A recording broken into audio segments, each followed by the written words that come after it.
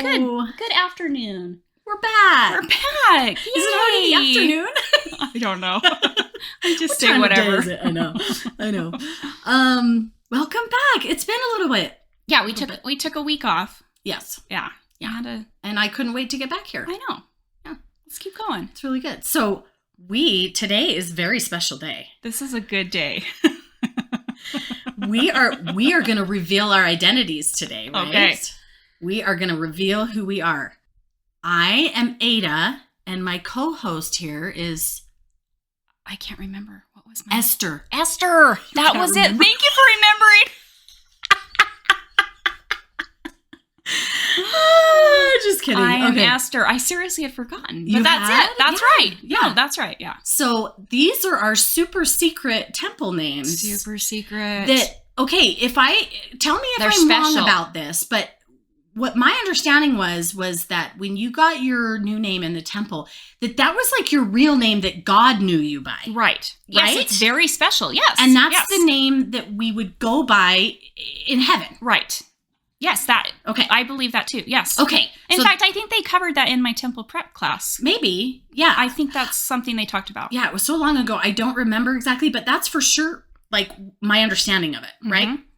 So I remember, we're going to talk about temples today and our experiences with the temple in case you, don't know what's going on.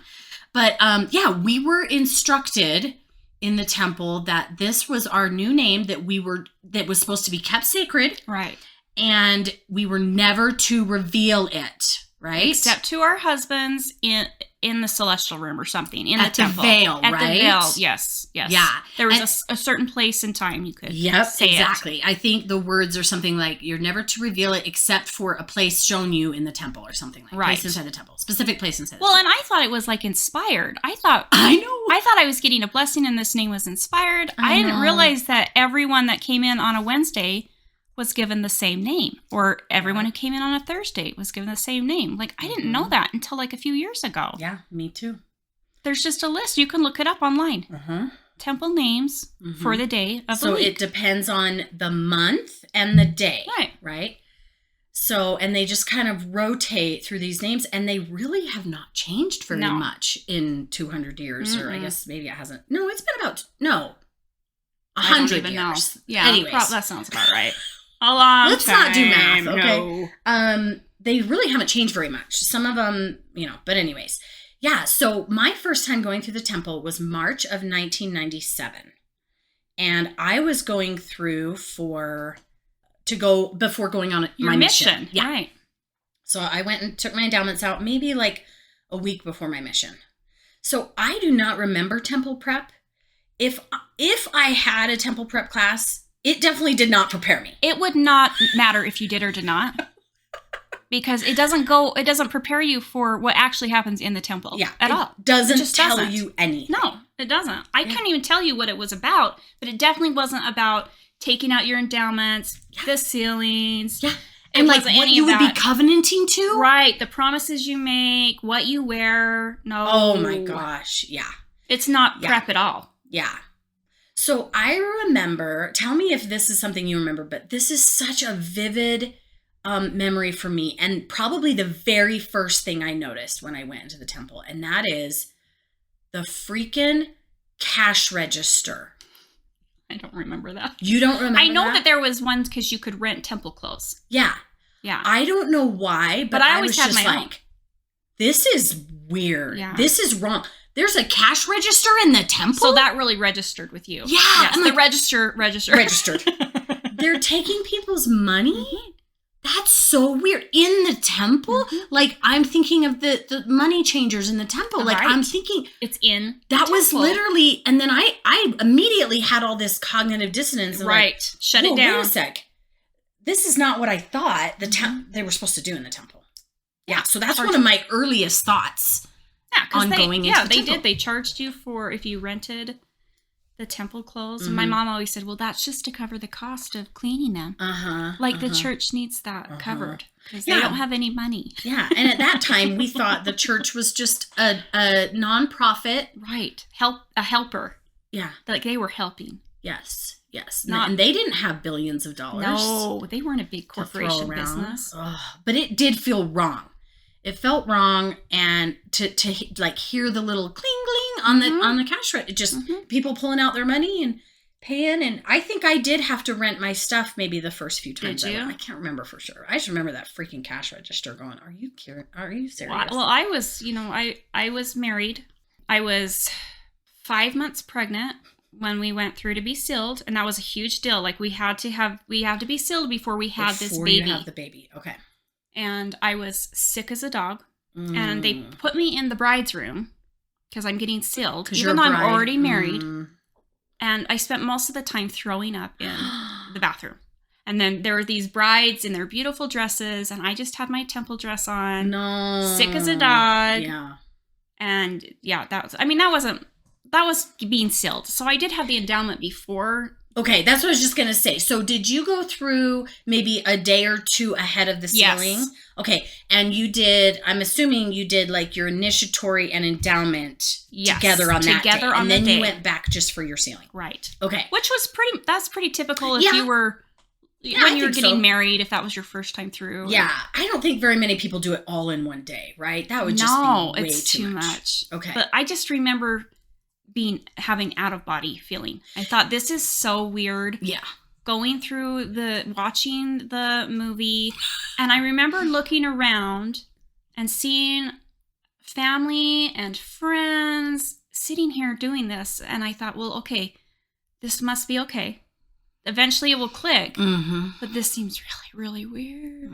And when we're dressing up and veiling our faces and wearing a green apron, I remember putting the garments on for the very first time. I didn't know, do I wear a bra now? Like, honestly, I had no idea. And the lady, the temple worker who was assigned to me said, don't forget to put your bra on top of your garments. Yeah, because your garment's supposed to be the closest thing to your skin. There shouldn't be anything. Yes, and then the temple matron, who's over, I don't know, whatever. She sat down with all of the first-time goer-through women and told us that... Goer-through? That's official temple slang. She sat down with all the women in a room that were going through for the first time and talked to us about the sacredness of the garment. Yep, I remember and that you too. should wear it at all times and never leave it on the floor. Never leave it on the floor. You put it, she didn't say specifically wear it during sex, but it was so explicit. Like, she was like, you wear this all the time. These should never be off your body. And so I was really confused with, and I took it seriously. I took it very seriously. So, see, I don't remember feeling, I don't remember that specifically. I don't remember having that thought that like, oh, I can't even take it off for sex. But I questioned in my mind. I questioned that. Like, I didn't know. And of course I'd already... Yeah. Hello. Yes. So of course I did, but then I immediately would put them back on. Oh yes, yes. So. And do you remember being really careful not to let them fall on the floor? Absolutely. So like when you took them off, you'd put them on the bed or a counter or the bathroom counter or something. Yes. Don't let them fall on the floor. And caring for garments was a whole nother. Trying to care for these garments and keep them white and clean was like a whole nother. Like there's a whole. You could go down the rabbit hole of all the ways to clean these things. Yeah, do you remember using like some kind of a dye thing to like make them extra white and stuff? Oh yeah. No, but I did all like kinds of products. A concoction in the tub where you put them in the tub with a certain amount of Dawn dish soap and bleach and detergent, and you let them. Anyways, it was ridiculous. It was ridiculous. Yes. I totally remember all that. So I had. Before I went through for my endowment, my boyfriend that I was dating that went on a mission. Right. He had gone through, of course, and he didn't tell me too much, but he did tell me that there was a period of time where you're like basically naked with just like a poncho over you. Wow. So he did tell me that. You knew ahead of time. I knew that ahead of time. I had no idea about that. That was weird. I don't know if that helped that I knew that ahead of time or if it just gave me more fear, but I was like, okay, that's weird. So, but I didn't have, and I've heard some people say that initiatory experience was really creepy to them and that they felt like they were kind of being violated. I didn't really feel that. Did you? No, I didn't love it. No, it's not of course something not. I wanted to go into. But I didn't feel necessarily, I don't know. It's awkward. It's because very you're awkward. naked under there, but the first time, you don't know where they're gonna touch you. Yeah. But I think my first time with initiatories, they barely touched me at all. Yeah. Like, I don't even remember. But I didn't like being naked under this very... it's like see-through sheet. Yeah, and it's very, like, big. Huge. It's huge on you. So... like drapes down to the floor. And I remember thinking it's very strange to have women putting their hands on my head. Right. And giving the blessing. That was weird. Mm-hmm. Yeah, that definitely stuck out to me. That always felt to me like fake priesthood or something. You're violating the priesthood. Yeah, because the priesthood's only for men. Fake priesthood, I like that. Yeah, it does, yeah. I thought that was really weird because I have a memory of back in high school going like on a church history tour, and we went to the RLDS's temple in like Missouri. Right. And they had like murals on the wall that showed like women giving blessings. And I remember being like, oh, that's blasphemy. Right. Yes. Well, that idea came from the temple. Like they were just following what Joseph Smith had taught from the beginning. But you would never, no one talks about it. No one. No. So, if anybody's listening that's never been through the temple, they're going to get quite an education today. Yeah. The women give you blessings and they're able to exercise the priesthood, right? In the temple. So that was another surprising thing. And that's the initiatory part of it. Yeah. Yeah. Yeah. And they've totally changed that. I mean, I haven't been to the temple in so long. But they no longer anoint you anywhere on your body, only on your head. They only put oil on your head. Because it's gotten out and people think it's weird. Yeah, for sure. And you also wear your garments under the poncho thing, which is weird. Why are you wearing the poncho to begin with? Yeah. If you have the garments on and if they're not anointing you anywhere. Yeah, what's the point now? Yeah. I don't know. So maybe it's not the same type of poncho. Maybe I don't know. Yeah, it's been a while. It's been a few years. The last time I went, I was totally not believing. I was in that process, right? Okay. And it was to a ceiling. Yes. It was to a ceiling, and I remember being so uncomfortable sitting in the temple because I just was like, this is icky. This doesn't make any sense to me. And that was the last time that I ever went. In fact, my temple recommend just expired a few months ago. What? Because I had to have it renewed to go to that ceiling. Oh my god! And I did. And you know what? I lied. Yeah. I lied to get the temple recommend because I didn't want my family to not see me at that ceiling because what would they think? And the whole thing. I'm sure I'm the first one to do that. Yep. You are definitely the first person to lie. I hadn't been paying tithing. I had no testimony at Joseph Smith at that time. There were some things I was still holding on to, but it was crumbling quickly. So. Yeah. So interesting. So I remember the last time I went to the temple was also for a sealing, and leading up to it, my sister was getting sealed to her new husband, which was the second husband, and she had new kids with him. Right. So they were sealing anyways, the kids to them as well. And beforehand, I remember saying to her, my temple recommend is expiring. It's going to expire before your sealing. I'm not sure that I can go to the temple. I'm not in a good place right now, which is really weird because this was clear back in 2018. Yes. I think it was 2018 or 2017, maybe. Anyways. Oh, wow. But that far, and I know, and I forget that but see, I think the temple was the very first thing to go for me. Right. It was the very first thing that I was like, the temple makes no sense to me. I hate it. Yes. I don't agree with the worthiness questions. That was like some of my very first shelf items that I was like, I don't agree with having this man and multiple men, because you go to your bishop and then the state presidency, tell me whether I'm worthy enough to go in the temple. Right. If I say I can go, then I should be able to go. Absolutely. And so, like, when you say you lied, it's like, you can do that. You get to do that because it's nobody else's freaking business whether you're worthy to go. That was the first thing that, like, really pissed me off. But also, if you didn't have a temple recommend, if you weren't worthy to have a temple recommend, quotation marks, then there was, like, that was wrong. A huge red flag, right? And your family knew it, and it was very shameful. because now you're not worthy. So I spent a lot of time hanging on to trying to be worthy. Yeah. Which I already was, but I thought but I didn't know. Yeah. It's so complex. Yeah. Yeah. And the whole, the worthiness interviews and stuff, they really have this way of like putting you in your place. Absolutely. Right? You're never going to be good enough. Never. And it's almost like, please let me go into the temple. Right. I'll be good enough. You know, it's just this really Or you're bizarre... just, I'm going to try harder. Try harder. And I know that's not actually how it is. I can just hear like people saying, that's not how it is. But in hindsight, that's what it feels like we were doing, like begging somebody else to tell us we're worthy enough. Well, and can I tell you, when we were first married, getting ready to go through the temple, our bishop told us we needed to pay a certain amount to get our temple recommends. Oh my I couldn't remember what it was, but he said, okay, you're going to have to pay this much to catch up for what you haven't paid.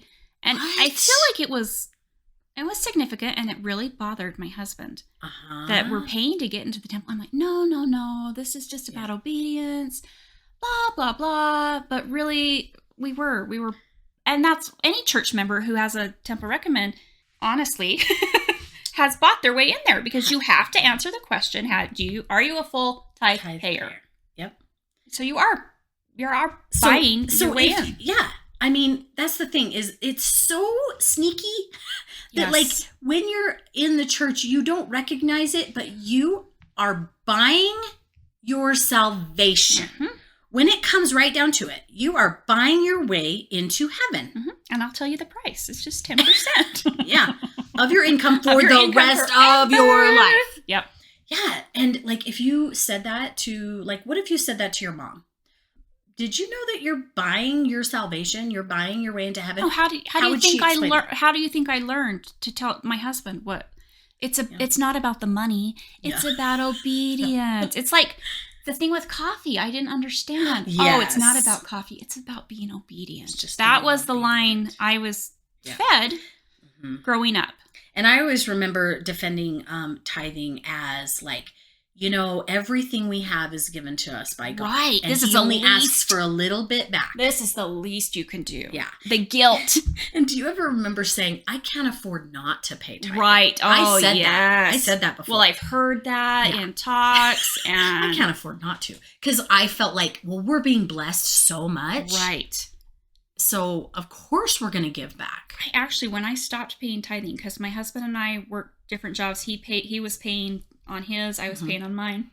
I kind of was like holding my breath that something's going to happen. Yeah. That something going to go wrong. Because I almost always paid my tithing. So, and nothing happened. You're like, the roof's going to cave in. Everything was fine. In fact, I'm going to get fired from my job. In fact, I got a increase in my pay. My husband got a promotion.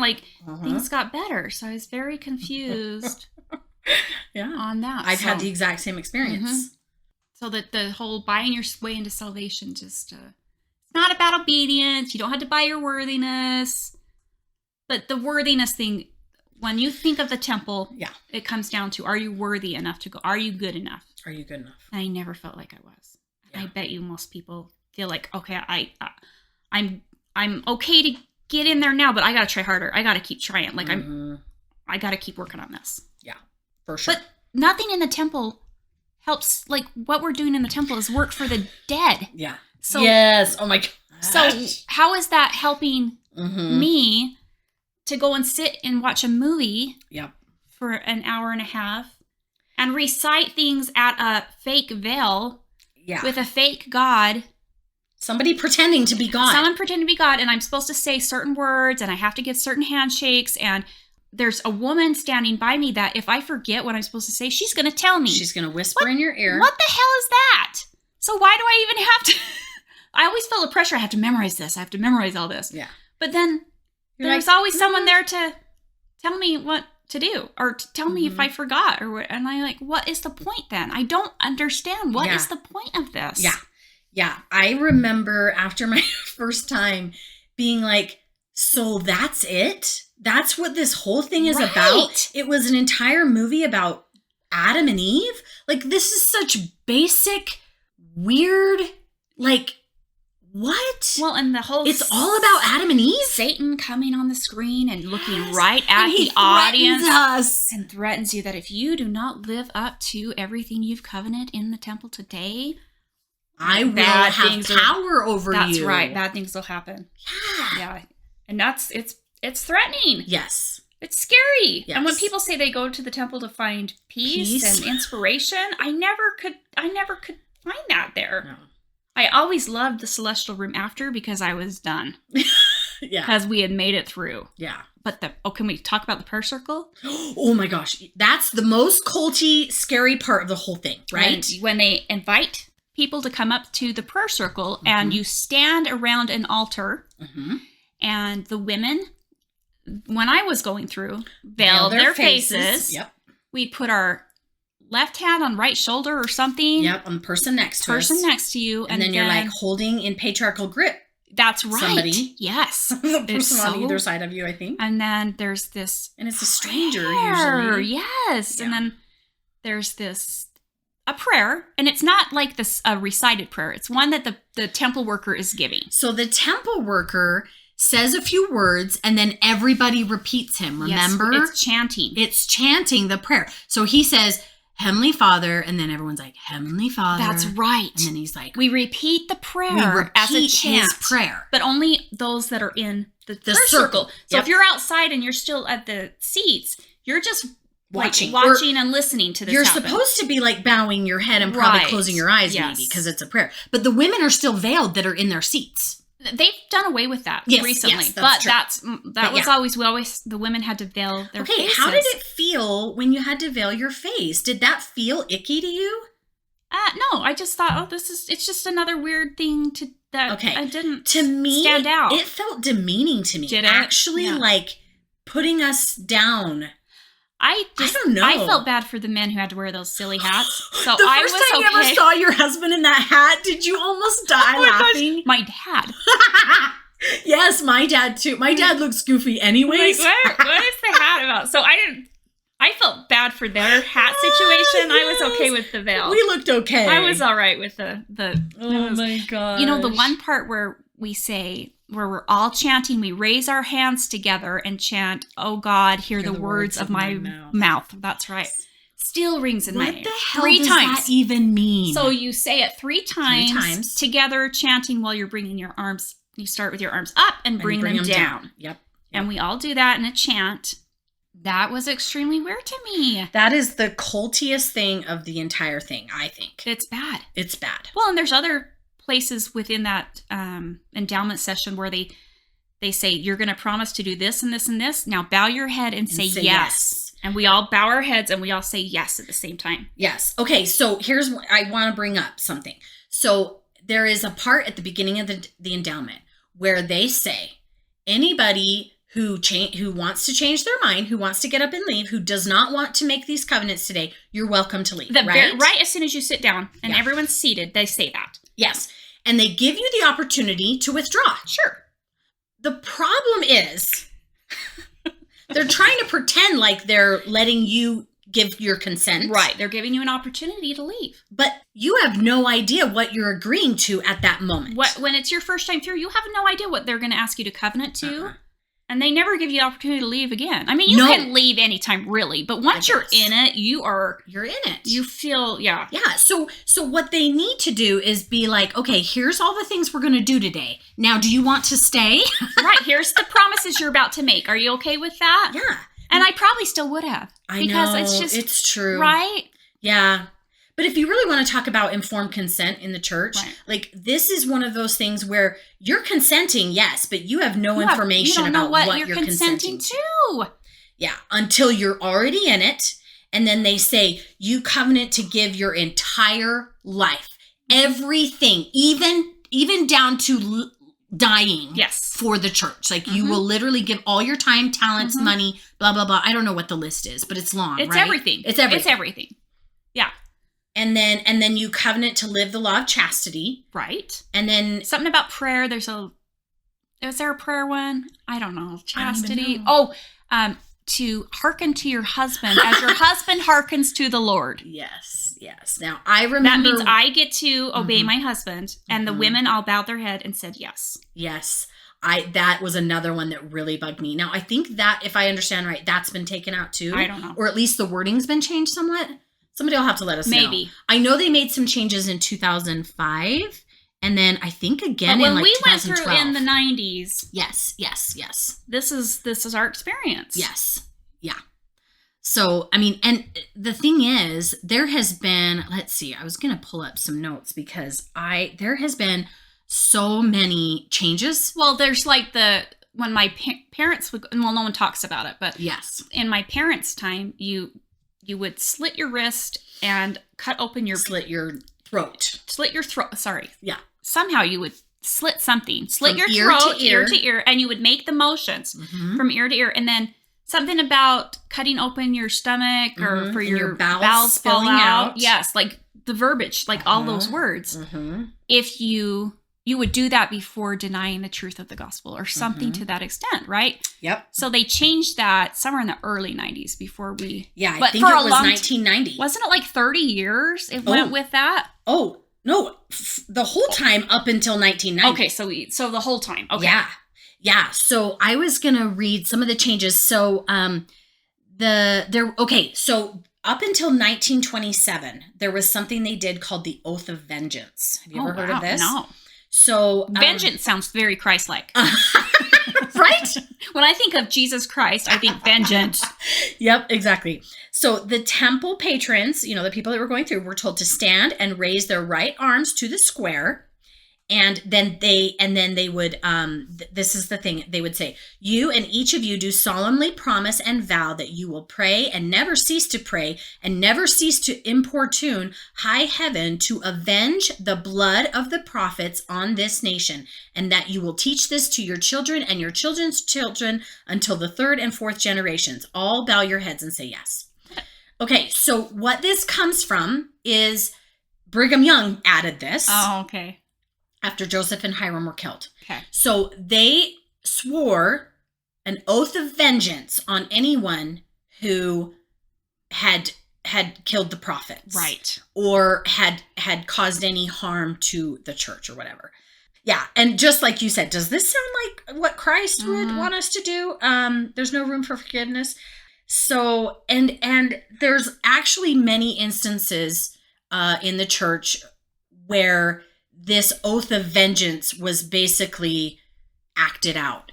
And I'm talking about like the Mountain Meadows Massacre. Right. So the Mountain Meadows Massacre, you'll have to look it up because I'm not going to go into it all here. But there was essentially 125 people were murdered in cold blood, like literally bludgeoned to death. Premeditated. Like beheaded, yes. all these Yes, it's horrible horrific. Yeah. things because they thought that they were avenging somebody's death. A prophet's death. A prophet's right? death. Yes. Mhm. And so it was in the name of God. Yes. So then it's okay. Right. And what the quote was that I heard was that when this group of people who were coming through Utah territory, the leaders of the church said, "Do your duty." Right. Okay. And they knew exactly what They that knew what meant. that meant. They knew exactly what that meant. Follow the prophet. Yep. And these were men, women, and children. And what they did is That were slaughtered. they killed the women and children first while the men watched. Like while they were, apprehended. And It's just beyond. So terrible. So I had like a whole list of what the changes Yeah, were in the because temple. as the internet has taken, shape, and you can find out so much information about what's going on in the temple, people are like, what? Yeah. So they've started to make changes, which is interesting to watch them make certain changes to God's temple ceremonies to please the people. To please the people. Right. Exactly. Yes. So because, we said how the slitting of the throat and the bowels and all that, they ended that in 1990, and it was a direct result of a a survey they put out in 1988 asking people about how they felt about the temple ceremony. Oh, interesting. Yeah. We're doing surveys now. Yes. Oh, yes. For temple work. So in the beginning, I didn't know that. Yeah. So in the very beginning, the endowment ceremony was 8 hours long. Are you kidding 8 me? hours long. Yep. It was cut down to 4-hour sessions in the mid 1900s, then to 2.5 hours in about 1970, then 1 hour and 45 minutes in 1990. And that was when the blood oath, pantomiming, slitting of the throat thing, disemboweling oneself, and ripping out the heart. That was the other part we didn't mention. Okay. Those were removed in 1990. I mean, and you Yes, acted it out. You acted out. You pantomime it. Well, and before they had the temple movie that you watched, oh yeah, they would have the old people, the temple workers, act it out. Yeah. I've never seen it. Yeah, I have. And Salt Lake Temple, Salt Lake I think, Temple still does it, right? Mm-hmm. Yeah. And I think Manti? I've never seen it, but yeah. It's very unique. I bet that would take a while. Yep. Oh. It's very interesting. Yeah. It's very weird. Yeah, so... And they've had to change the temple movies a couple of times. You know, they've changed it. Yes. In fact, I think I heard they're coming out with a new one. Well, and the director of one of the movies was convicted of being, a child molester, pedophile. Convicted child molester. So they had to take that one out. Where's the inspiration in that one, church? And they didn't take it out immediately. No. It was years later. Yes.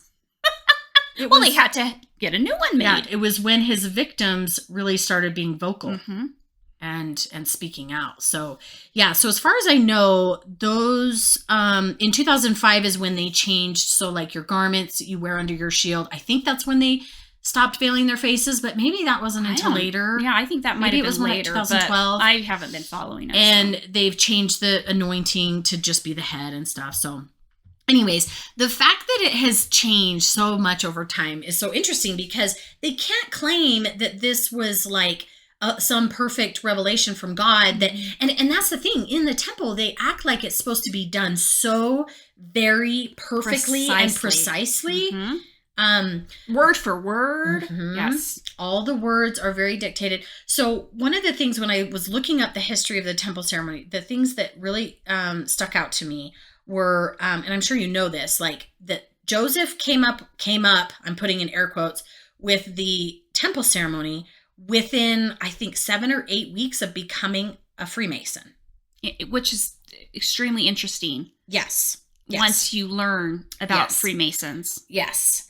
So the church has no records or journal entries of revelations regarding temple ceremonies or covenants. Okay, that's interesting. I find that really interesting because, the only other thing that they have no record of when it happened is when Joseph supposedly received the priesthood.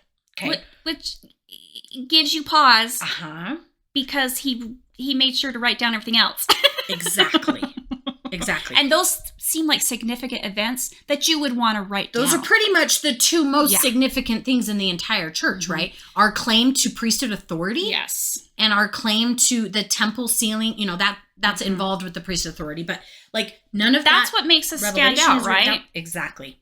So and the Freemasons, if you look up the Freemason information, their pamphlets, their documents back when Joseph Smith's time, they're wearing the same thing we wear in the temple. Yep. They're doing the same handshakes, like positioning, everything. Oh yeah. Is exactly the same. Yep. So here's a list of the things that are specific to Masonry that Mormonism also shares. So the all-seeing eye, the apron, the beehive, the square and compass, emblem of the clasped hands, the 5 points of fellowship, the special garments applied to initiates, the garment markings, the special hand grips, the phrase holiness to the Lord, the new name given, the death oaths of secrecy with gestures and words describing specific penalties agreed to if secrets are revealed. Mormons going through the temple post-1990 may not be familiar with these. Location or possession of the throne of the Holy of Holies, the star, sun, moon symbols, tabernacles, temples, and the entire Masonic temple ceremony is almost identical to the Mormon he wasn't very creative. Well, now, do you know, what were the Freemasons? Were they a religion? Were they a secret organization? They were a secret organization. That's what I thought. Brotherhood. A brotherhood, and you had to, like, it was all secret what was happening within that. You had to be invited in. You couldn't just join. Okay. Right. That's what I wanted to clarify. And you had to go through a whole series of, I don't know, initiatory type stuff to get in, and you had to like pass tests and memorize things, and you had to qualify. And so then once you were brought into the brotherhood, and you had to pay money, and it was this whole thing. It is not a religion whatsoever. There is no spiritual religious belief whatsoever. It's a brotherhood. So, and the other thing that's interesting is the other Masons in the early church leadership. Well, first of all, Joseph Smith Sr. was a Grand Master Mason. Hiram Smith, Oliver Cowdery, Brigham Young, Heber C. Kimball, John Taylor, Wilford Woodruff, Lorenzo Snow, and Newell Whitney. They were all Masons. They were all Masons. And part of the reason why Joseph was in such hot water was because the Freemasons found out that he was giving some of their secrets away, meaning sharing them in the temple, like using them. Well, he was totally creating religion with them. Yes. Yep. He totally used that whole thing. The other thing that I learned as I was researching this is that the first temple ceremonies were conducted in the Nauvoo store. They didn't even have a temple. Oh, okay. So just in the store. Yeah. Just in the store. Well, isn't it interesting that the Lehi's dream, this has always stuck out to me. You're on the iron rod to the tree of life, and across the way is the great and spacious building with the people trying to take you away. And whenever I see a temple that costs $50 million plus to build, it looks great and spacious to me. And inside, they don't spare any expense. The finest materials are used for these temples. It's custom. Everything is custom designed and made. Just, they ship rugs from India that are the most expensive chandeliers. A $200,000 chandelier is like a totally normal thing. Yeah. And then they ask their members to come and clean it regularly for free after hours. Yes. And all the workers in the temple are volunteers. Yes. They're all giving service hours. Nobody's getting paid. It's very interesting. It doesn't seem, if Jesus Christ is in the name of your church, Jesus walked with the poor. He lived in the meekest circumstances. He was born in a stable. It just doesn't reconcile. The irony is so crazy to me. And I'm like, how do they not see? How can they are so blind, or do they see it and they just don't care? Yeah. I don't know. I don't know how you make that make sense. Yeah, I don't know either. Especially as we're building more and more and more, and each of these temples is costing tens of millions of dollars. And then you're maintaining them too. It's not just a one-time cost, right? We're maintaining these buildings. We're heating them. We're cooling them. We're lighting them. It's just all of the expense, and what you could do with that kind of money. Oh my gosh. What would Jesus do with that kind of money? Right. I was listening to a podcast, it was last summer, and something just killed me. So I was listening to this girl who was a Native American.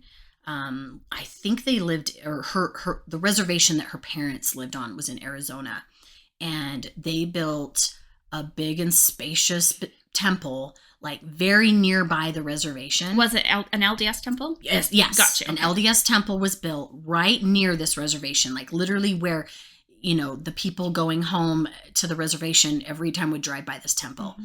And these people, her parents included, were members of the church. Native American. First of all, they were told they were the Lamanites. Right. Which is a whole nother thing. Which was a whole nother thing. Yeah.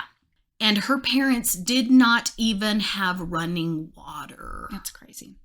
Like the poorest people here, members of the church driving by this absolutely enormous, grand building, and they're paying their tithing towards It's like literally spitting on people. Yeah. It's like slapping them in the face. They care way more about showing off their wealth. Yes. And showing that they are, I think it's a symbol of growth and power. Well, absolutely. It's a real estate development portfolio. It is enormous. It's enormous. Yep. Good for them. Yeah, right? Somebody told me about, just like in the last couple of weeks, told me about their I don't know, they have this, and I can't think of the name. Dang it, I wasn't planning on sharing this, but it was a name of a real estate firm that is owned by the church, but it's under a different name. Sure. So that it's not called the church, but... it seems kind of shady, but yeah. anyways. Oh, there's hundreds of these corporations, right? So I went and looked on Utah real estate, and they had hundreds. I looked on tax records. I just looked up tax records. You could find it. I could not believe how much land they own. Like literally, like I thousands and thousands and thousands of acres in Washington County. Well, and thousands. not just Utah though. Utah. Yeah, of course. Utah, of course. But have most of it was all over the world. Yeah. Oh yeah. They own. They're the highest. They own the most land in Florida of any single entity. Even Scientology, I know, which is trying to take over. Yeah, and Scientology owns like all of Clearwater, Florida, right? They do. Yeah, so I was shocked when I looked this up because, I mean, in Washington County, Utah County, Salt Lake County, and Weber County, and maybe Davis County, I don't know, just all along. And then in Washington County, hundreds and hundreds and hundreds of plots of land. And like some of the plots are small, but some of them are hundreds of acres. Right. So, oh gosh, anyways, I just went off on a tangent. But the great and spacious buildings thing, it just feels like this giant slap in the face to people who are struggling. Absolutely. They aren't actually helping the poor or doing anything. Yeah, if it was really help Jesus' humankind. Church, he wouldn't be building these temples, a church on every corner. I mean, Utah's ridiculous for how many church buildings we have. And temples. The temples are ridiculous. They are ridiculous. They're getting so out of hand. Yeah. So many. So, the last thing that I was gonna share that I looked up in my research is there are multiple people who have come out who have been who have worked at the temple, temple workers, and worked for their tech forum and things like this, who have said that they use the same names over and over and over again in the temple. I've seen this circulating. Yes. In different temples. They just have packets that they send to the temple. They keep doing the same names over and over and over. Then they send that packet to the next temple. Yep. They do the same names over and over and over. Yep. To keep them busy. It's all about busy work. Yeah. It's all about they want you to think that there's tons and tons and tons of names to do. Right. There's so there much work to do. Yeah. There was this tech forum on the church where people go in and ask questions about their family search and stuff like that.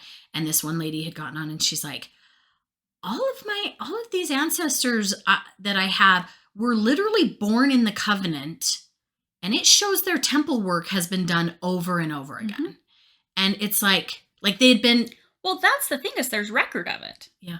Yeah. Even apparently, and I don't get on Family Search. I don't know how to use it. I'm not big in that. But this same forum talked about how Joseph Smith and Emma Smith had their temple work done over and over and over and over and over again. Same with all the founding fathers who, there's this big story about Wilford Woodruff having the founding fathers coming to him saying, you need to do our temple work.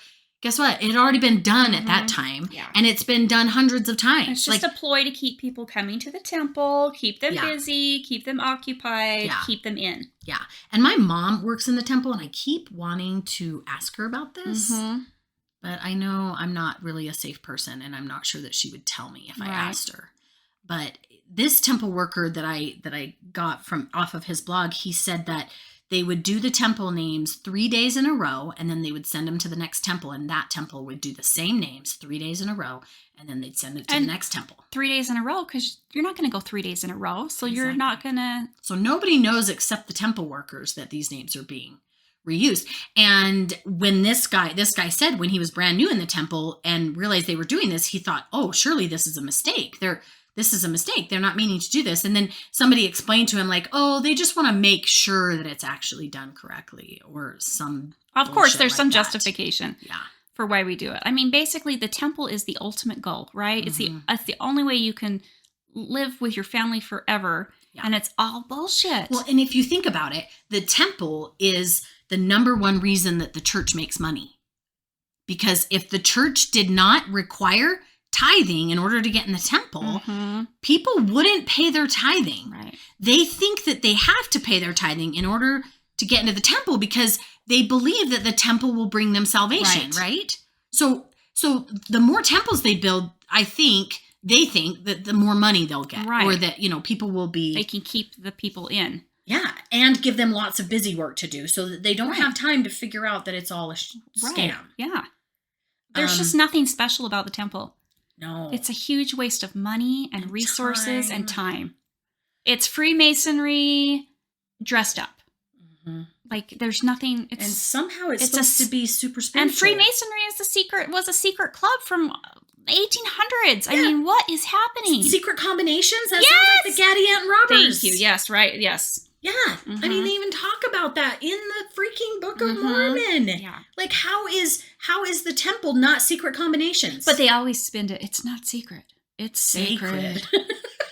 Yeah. Right? It's brilliant. They have an answer for everything, justification for everything. Mm-hmm. And you hear it week after week after week. So if you're growing up in the church, the temple is the ultimate goal. I love to see the temple. Mm-hmm. That's the primary songs. Mm-hmm. You don't have a shot. And if you're not worthy to go to the temple, good luck.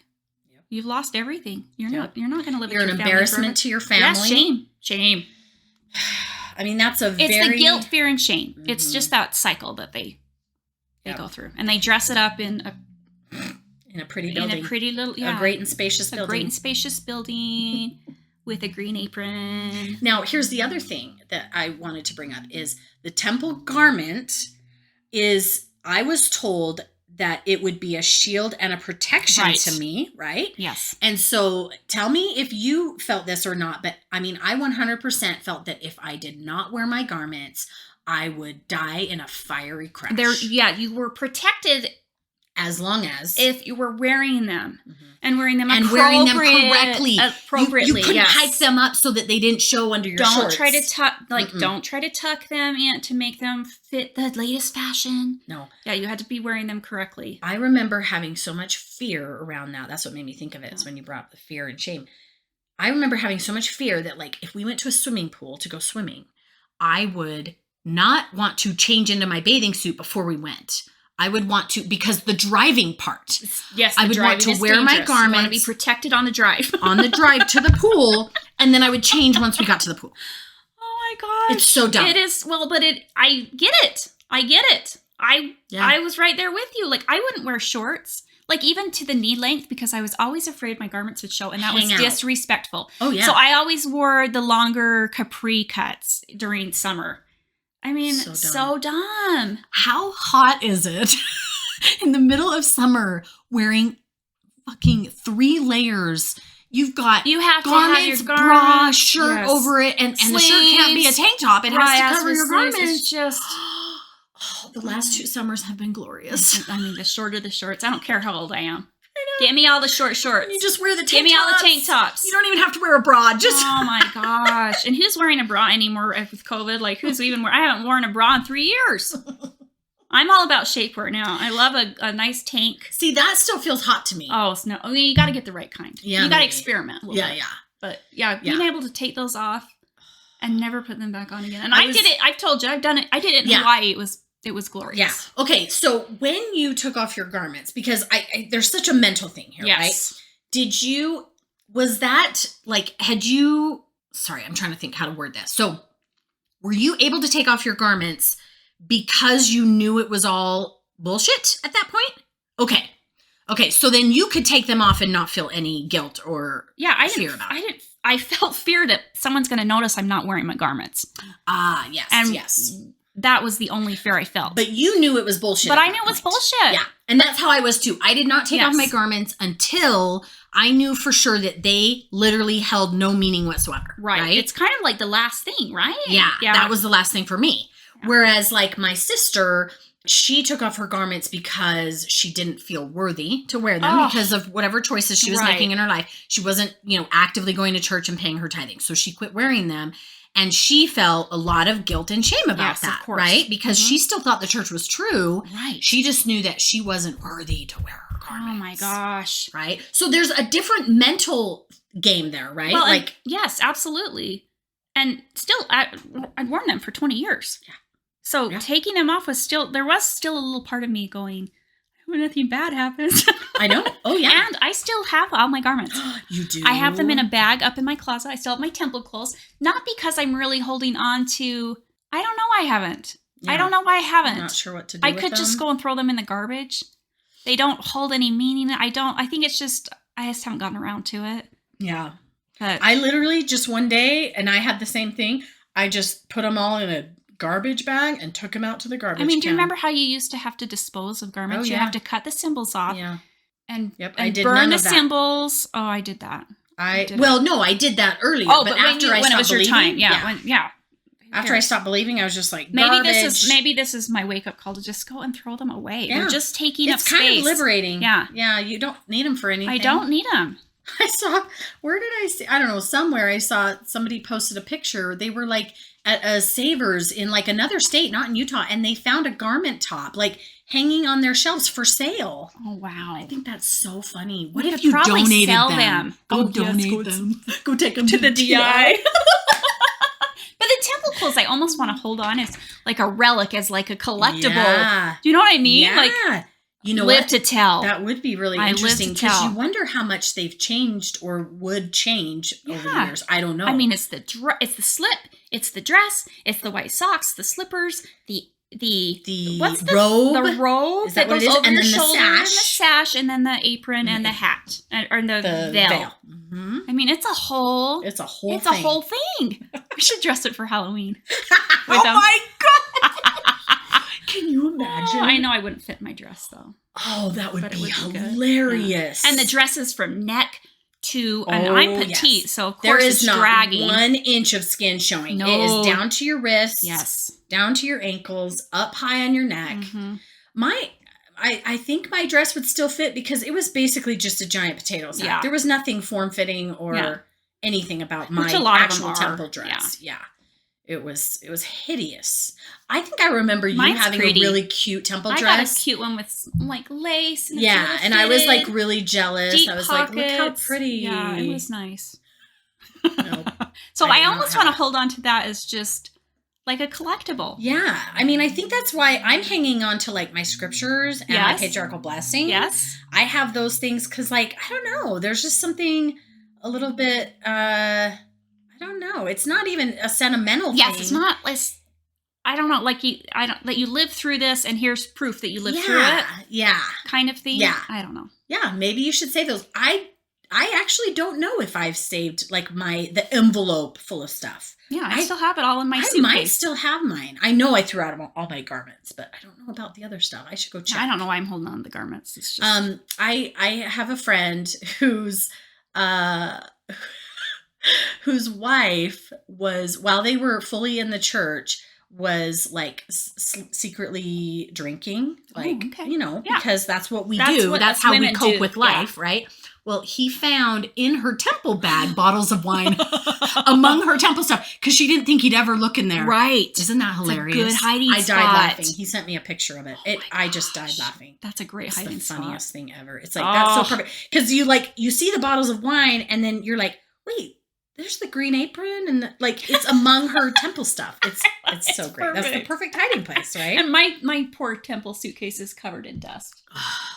But and I don't have a suitcase. But it's a relic. I just have It's a little bag. It's something I lived through. Yes. Yeah. So Like, I these think are you should keep it. experiences. I think you should keep Put it. it in my hope chest. Yeah. Remember hope chest? You can show it to your grandkids one day. Right? Well, here's the thing. If you ever have, kids wanting to get back into the church, you can show it to them and go, this is what you have to look Let me forward tell to. you. Let me tell you a few things. Let's do a fashion show. Yeah. Yes. You ready to wear this? I mean, I've seen some of the TikToks where people put them on and dance. Oh, I know. And It's just hilarious. it's like shocking and funny. And yeah. Yeah, the temple People can traumatized get us. very brave. Yes. I mean, the temple is meant to control you, keep you in. It's traumatic. Absolutely. Some people have really horrible experiences. I was Mhm. just like hoping that it would click someday. Yes. And that's the other thing. Like, I remember the first time going through saying, this is not the religion I thought I was a part of. It looks nothing like your Sunday services. Yes, nothing. I mean, and nothing that you learn in church would prepare you for that level because they don't of teach you about Freemasons weirdness. Yeah, no. in the church or doing Right. work for the dead, Right. like the saying the things and chanting and the secret handshakes and the secret names and which is why I think I never connected with the temple. But I had a testimony, a very strong testimony, and I would go to church and I would feel the Spirit and I felt all the wonderful teachings, but the temple was like nothing. It was so bizarre, so weird. And I remember thinking when I went into the celestial room and I saw my family there, I was just like, I'm sure I looked like a deer in the headlights. But aren't you looking to connect with someone? Yes. Like, is there anyone else? Am I the only one? Yes. That's what I was doing. Totally. And I looked at my sister and she just had like this nervous smile on her face, like, yeah, this is it. Sorry. Yeah. And I remember thinking, okay, well, she's here, so this must be okay. Right. But what I learned later is that she was shitting bricks too. Yeah. But she'd been through before. But like, she didn't know what the hell was happening and thought it was just as weird as I thought it was, well, you know. Right before I went through, probably like as we were driving to the temple, my mom said, it's different. Like, just stick with it. Like, it's a little weird. That's what she said. It's like, it's a little weird. It's different. So when it was different and it was weird, I was like, okay, yeah, this is different. This is weird. and then instead of thinking that the church has lost its mind, you think, I just don't understand. Right. If I do more, read the scriptures, pray more, if do I try harder. Yes, if I try harder and do all the things, yes, this is going to click. Yep. This is going to make sense. It's always us. It's not the church that's wrong or weird or right. dumb or stupid. Yeah. It's us. Yeah. Because if we don't get the symbolism, it's just like, oh, there's just so much symbolism. And people would say, I get something different out of it every time. I'm like, I get the same anxiety every time. Every time it's the same. I know. And I would try so hard. Just think deep. Just think deep thoughts. Like, what does this mean? And I have family, my sisters and brothers. I mean, they still go every week. They love the temple. Like my one sister, her kids are in school, so she goes during the day with friends every week. I'm like, oh. See, and I remember thinking, I'm going to go to the temple when all my kids are in school. Well, I remember felt guilty because I didn't go enough. And I didn't ever want to go to the temple, but I felt like I should. You should. It's an obligation. Mm-hmm. And I felt like if I keep going, I'll feel something. Right. It's this whole thing of like brainwashing yourself. Mm-hmm. It's like we try so hard to like, I don't know. Well, we want to fit in with this group, all the members. We want to fit in. Yeah. We want to be a part of it. Yeah. That's just a human desire. It's such a painful thing. If you could tell somebody now, who hasn't been to the temple, would you tell them the truth? If they asked me, I absolutely would. Yeah. Be like, run like your hair's on fire. Yeah. Run away. Right? Yeah. I mean, I can't help but feel really sorry for, the kids in my ward who are going on missions. Like, I just feel pity for them. I feel sorry for them. Yeah. Because it's not going to be what the church has told them it's going to be. It's not going to be the best 2 years of your life. It's not going to be what you think what they've told you it's going to be this whole time. Mm-hmm. And I think there are people in the church who genuinely feel happy. And I think I genuinely felt happy. But just looking back now, it just makes me cringe and go, I just felt like if I fake it enough, it's all going to work out. And that was incredibly draining. Yes, and incredibly. Yeah, it just is no way to live. Painful. I was pretending to be someone else. Yeah. And so it's so nice to shed that and just be myself. Totally. And you can't do that while you're doing secret handshakes and chanting in the prayer circle. Let's just I just don't know. How does that make sense? I don't know. I really do not know. But one of the things, and our next episode, we're going to talk a little bit about how the church is a little bit culty and where that falls in, because I think the way the temple works is to, it's like the indoctrination has to set in really good. I know of people who've gone to the temple and literally said, like, what the fuck is this? I'm never going back. Yes, I know someone like that, yeah. And then there's people who, like, I think both of us, like, felt really weird about it. Yeah, the majority. But just said, okay, we just don't understand, and we'll keep going and we'll keep trying. And then there's people who really love it. And I think maybe it depends on your level of indoctrination or I don't know. Or Your personality. your personality. I don't know. Yeah. Yeah. So we are going to talk a little bit more about that in our next episode. But I think, do you have anything else you want to share about the temple? No. I think we're pretty much. We got a lot covered. We've pretty much said it all. Yeah. Don't go. Don't do it. Run like your hair is on fire. And if when you were in the church, you never had to go to the temple, just count it as a blessing that you never went, because you made it out. You didn't miss anything. I mean, maybe it's a little bit entertaining later to talk about it, but I don't know. I think it's a little traumatizing too. So nothing good. Nothing good came out of the temple for me. But anyways, I do want to say, if you are enjoying our content, if you like listening to this series, and in fact, we have gotten so much awesome, amazing feedback, positive feedback from people messaging us and commenting, just really nice. Yeah. Overall, we've had such good feedback. But if you are liking this series and you want us to keep making content, go to dissidentdaughters.org, and in the menu bar, there's an option to donate. And you can sign up for a recurring donation of like $5 a month. It's so easy. I mean, you can do a one-time donation too, but if you set up a recurring donation of $5 a month, it will just automatically, come out. Yeah, you don't have to worry about it. Right. And you can also donate at MormonDiscussionPodcast.org. So Bill Reel is just so fantastic and amazing. And he has put our podcast under his umbrella of Mormon Discussion Podcasts. And you can find us there at his website, or you can go straight to dissidentdaughters.org. You can donate if you go to Mormon Discussion Podcast and you donate, in the donate bar, you can pick which podcast you want to donate to. And so it's all separated there. But I'm so grateful to Bill for, he wants to hear more women's voices speaking about the church. And so we're just part of that. We've wanted to do this for a long time, and he kind of made it possible. And yes, I don't know that we would have been able to do it without him. I know, right? Yeah. So that's been a great platform for us to start out with. And if you enjoy our content, please donate. Yeah. Like, it's weird to kind of ask for donations, but both of us have full-time jobs outside of this. Right. And we're still raising our kids, and this is just a little piece of our week every week that we get to spend some time doing this. And we try to provide some good content. Hopefully it's entertaining a little bit. Or just really dumb.